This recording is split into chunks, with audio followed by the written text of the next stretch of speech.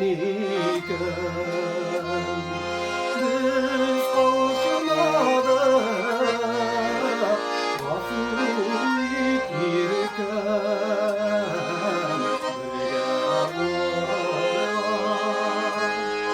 yazmadan iken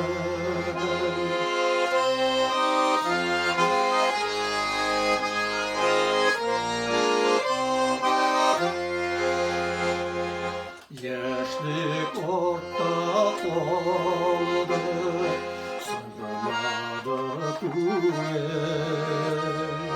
Aşık uzaklarda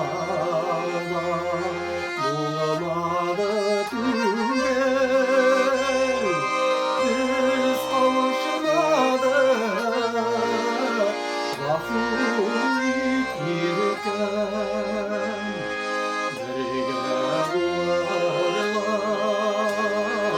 Yazmadan iken biz kavuşmadık lafı ikirken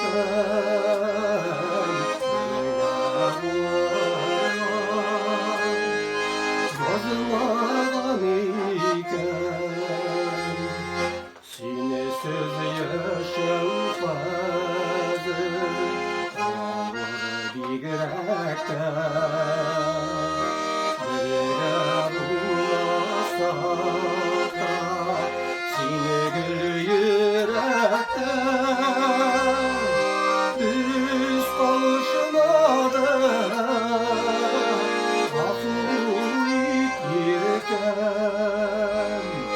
bire bulasak yazmadan iken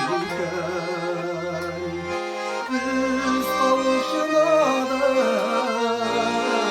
lafı ikirken